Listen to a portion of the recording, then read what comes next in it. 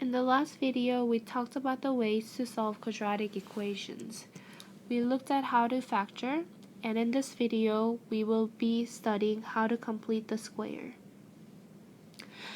As you will be aware by now, some quadratics are not factorable. In that case, you will be using completing the square, or a quadratic formula, or calculator to solve quadratic equations.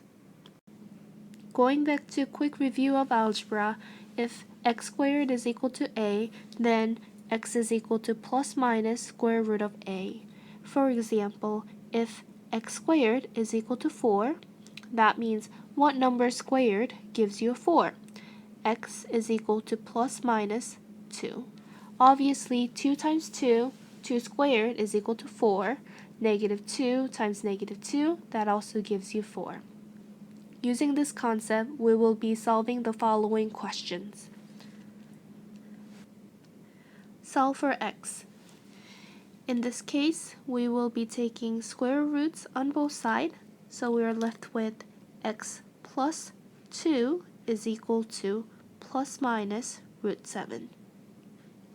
Subtracting the 2 on both sides, we're left with x is equal to plus minus root 7 minus 2. Which is the same thing as saying negative 2 plus minus square root of 7. In the next question, we have x minus 1 quantity squared is equal to negative 5. This one has no real solutions since the square of a number cannot be a negative answer. Therefore, in this case, we'll say no real solutions.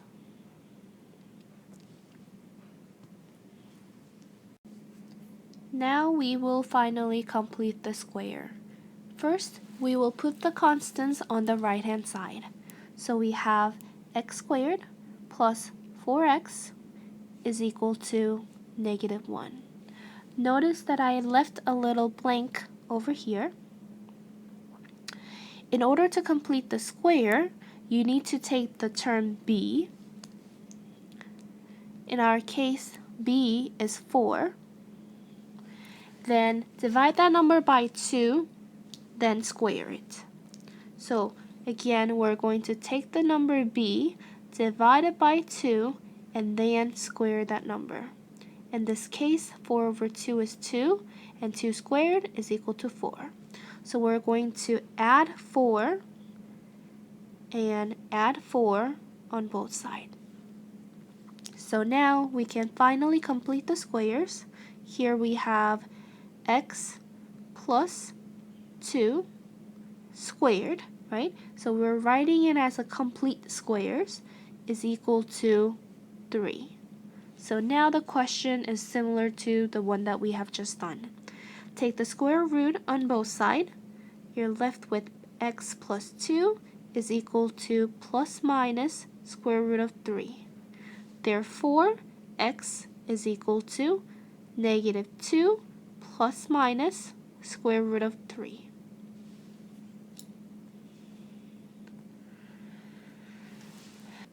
Now let's summarize what we just have done.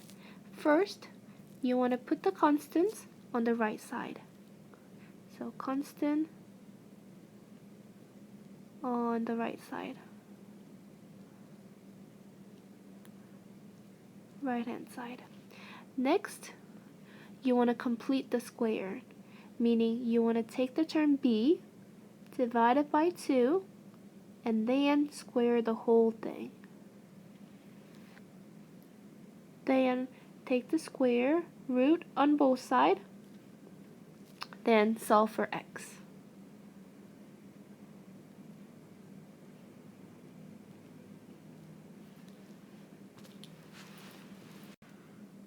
Finally, the last problem on this video. We have negative 3x squared plus 12x plus 5 is equal to 0. Notice that we have a leading coefficient of negative 3. In that case, we are going to divide every single term by negative 3, making the leading coefficient equal to 1.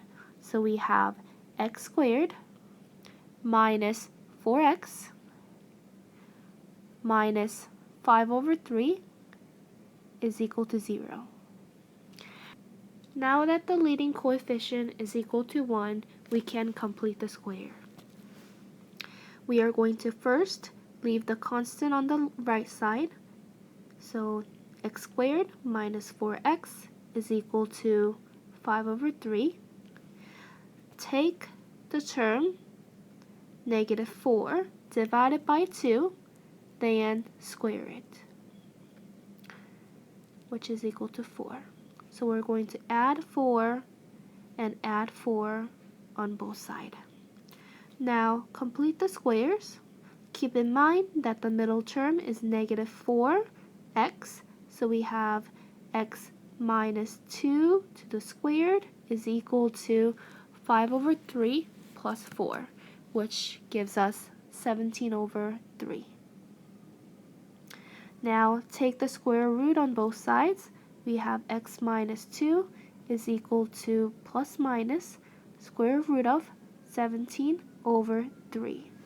Adding the 2 on both sides, we're left with x equals to 2 plus minus square root of 17 over 3.